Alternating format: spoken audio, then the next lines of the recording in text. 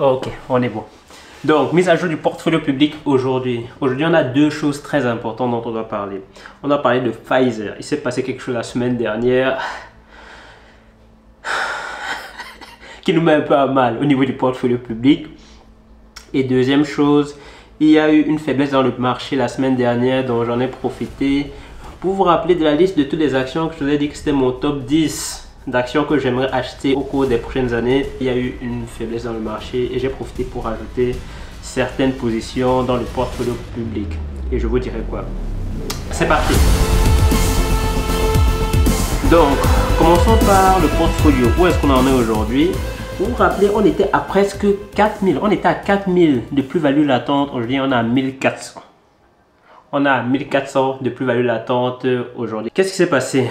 Ce qui s'est passé, c'est que la semaine dernière, on a une notre plus grande position qui est environ 50% de notre portfolio, qui est Pfizer. Ils ont rapporté leurs revenus et Wall Street n'a pas aimé les revenus qu'ils ont rapportés. Donc, je vais déjà dire une chose. Si vous avez acheté Pfizer durant l'année écoulée, durant les 12 derniers mois, vous êtes en négatif. Vous êtes en négatif. Si vous avez acheté Pfizer durant les 12 mois écoulés, vous êtes en négatif. 51 € l'action en décembre 2022. Aujourd'hui, on est à 26 € l'action. Donc l'action a diminué de plus de 50%.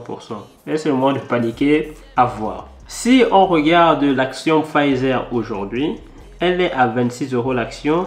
Et c'est le même prix qu'en 2013. L'action n'a jamais été aussi bas qu'en 2013. Donc l'action Pfizer a acheté de 9% la semaine dernière. Pourquoi? Parce que Pfizer, le 31 octobre 2023, ils avaient dit qu'en 2024, ils auraient des revenus entre 58 et 61 milliards de dollars. Et, je pense que c'était le 14 décembre, ils ont dit non, on ne va pas atteindre les 58 à 61 milliards de revenus qu'on avait prévus le 31 octobre. On aura entre 54 et 57 milliards de revenus. Le marché a dit, vous nous dites 61 milliards, aujourd'hui vous dites, où sont les 4 milliards de revenus? Ils n'ont pas aimé. L'action a chuté de 9%. Ce qui nous a mis à moins 14% de moins value latente. Et ce qui correspond à environ, on était à presque moins 5000 la semaine dernière. Là, c'est un peu remonté, on est à moins 4000, mais on était à presque moins 5000.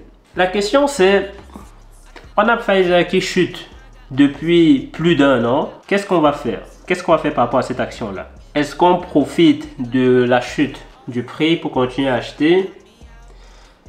Où est-ce qu'on en est? Voilà. Je vais vous dire ma réflexion derrière la position de Pfizer aujourd'hui. Quand on regarde les bénéfices de Pfizer depuis 2019, on voit qu'en 2019, on était à 51 milliards de revenus. En 2020, 41 milliards. En 2021, on est passé de 41 milliards à 81 milliards. Ils ont doublé leurs chiffres. C'est la période du curve. Celui qui comprend, comprend. Et puis, on est passé de 81 milliards en 2021 à 100 milliards en 2022. Et donc, le problème, c'est que ici en 2023, ils sont à 68 milliards pour le moment, en venant de 100 milliards. Ce que le marché n'aime pas. Mais ce qui est bizarre, c'est que même si on considère les 68 milliards du prix de Pfizer aujourd'hui, on est toujours bien au-delà des 51 milliards de 2019. On a 12 milliards en plus. Et pourquoi est-ce qu'on a donc le prix de Pfizer qui est au même prix qu'en 2013? Qui a descendu de plus de moitié depuis un an. Ça n'a pas beaucoup de sens. Est-ce que le marché aurait surréagi? C'est à voir. Ce que je n'aime pas avec Pfizer aussi, je vais vous avouer, c'est qu'ils gèrent très bien leurs dépenses, de dire la marge de profit est de 15%. Mais déjà la dette, elle est à 65 milliards. Alors que le cash qu'ils ont, c'est 45 milliards. Je n'aime pas quand une entreprise a moins de cash que de dette, mais soit. Ce qui me dérange aussi, c'est la quantité de leur cash flow qu'ils payent en dividendes. Donc 89% de leurs bénéfices partent dans le paiement des dividendes. Ça, je n'aime pas du tout. On va passer maintenant à ce qui nous rassure un peu chez Pfizer. Pfizer a acquis une nouvelle dont elle a acheté une nouvelle entreprise qui s'appelle Seagen. Seagen, c'est une entreprise qui fait dans le traitement des cancers. Donc, ils ont payé environ 43 milliards C'était le 14 décembre ici qu'ils annonçaient l'acquisition de Seagen. 43 milliards pour récupérer l'entreprise Seagen. Ils ont payé 229 $ par action de l'entreprise. Donc Seagen, quand on regarde sur Yahoo Finance ici, on voit que c'est une entreprise qui a fait très bien et qui a très bien marché. Entre 2019, où le prix de l'action était de 67 $, le prix de l'action est monté jusqu'à 228. Très intéressant.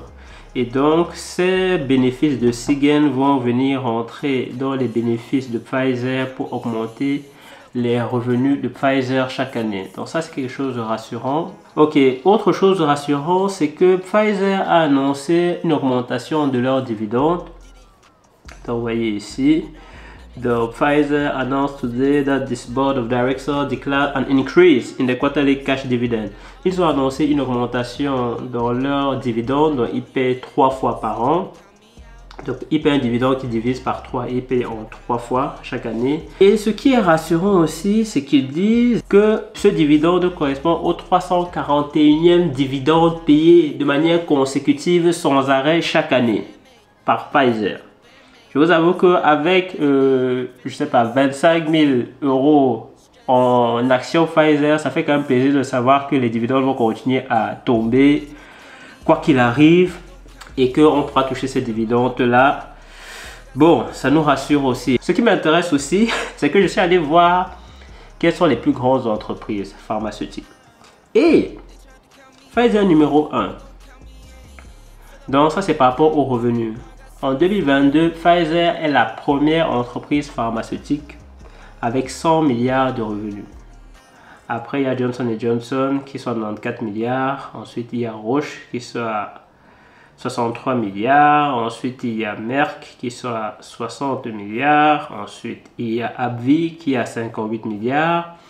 Ensuite, il y a Novartis qui a 50 milliards. Ainsi de suite, Bristol Myers qui sont à 46 milliards. Sanofi à 43 milliards, AstraZeneca 44 milliards, GSK à 29 milliards. Soit, Pfizer est la première entreprise pharmaceutique aujourd'hui en termes de revenus. Moi, je vous avoue, il y a quand même pas mal de choses qui me rassurent chez Pfizer. Ce sont les numéros 1. Ils vont continuer à payer des dividendes, en tout cas pour le moment. Et quelque part, quand on compare le prix de l'action par rapport aux bénéfices de l'entreprise, on a un prix de l'action qui est le même qu'en 2013, alors que l'entreprise a continué à faire des bénéfices et les revenus de l'entreprise sont supérieurs à ceux de 2019 aujourd'hui, mais le prix de l'action est beaucoup plus bas. Donc ça me rassure aussi. J'ai envie de penser que le marché a surréagi par rapport à l'annonce de la diminution de l'estimation des revenus ici en 2024 de Pfizer. Le problème, le véritable problème, et c'est ce qui va rendre difficile le fait de continuer à acheter des actions Pfizer, c'est que Pfizer représente déjà plus de 50% de notre portfolio. Et je ne pense pas qu'on va voir une grosse amélioration du prix de l'action dans les mois à venir. En 2024, je ne suis pas sûr qu'on va avoir une remontée du prix de l'action. Peut-être en 2025. Peut-être en 2025. Donc, Pfizer, automatiquement, aujourd'hui, c'est long play. C'est une action qu'on va devoir garder assez longtemps pour gagner les dividendes et pour voir le prix de l'action augmenter. Et donc, on ne peut pas utiliser la majeure partie de notre capital pour profiter du prix de la chute de l'action ici aujourd'hui. Non. Si on a, je ne sais pas, 1000 € à investir chaque mois, je dirais que je vais peut-être prendre 20% des 1000 € pour acheter du Pfizer et 80% pour acheter d'autres entreprises. Parce que moi aussi, je pense à toutes les entreprises qui vont par exemple profiter de l'essor de l'intelligence artificielle qui est absolument incroyable actuellement.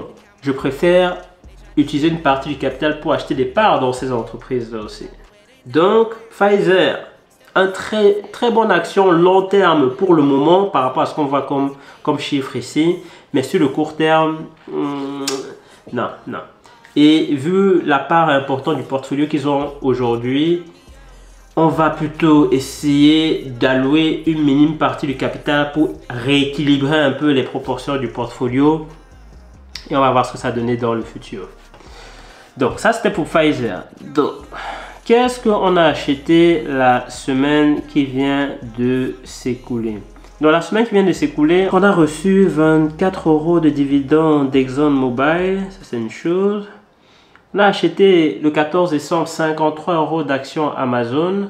On a racheté 1000 € d'actions Microsoft qu'on avait déjà. On a acheté 472 €, 472 € d'actions Visa. Et on a acheté 475 € d'actions Google. Et on a reçu 10 € de dividendes de Microsoft. Donc voilà un peu où on en est aujourd'hui. Donc voilà, ça c'était pour la mise à jour du portfolio. Beaucoup de frissons actuellement. Je ne sais pas où vous en êtes vous avec votre portfolio. Mais voilà. Pour résumer, je répète, on va continuer à acheter du Pfizer, mais à petite dose pour pouvoir rééquilibrer le portfolio et allouer de plus grands capitaux à d'autres entreprises, notamment ExxonMobil. Je pense que l'entreprise où nous sommes en négatif pour le moment.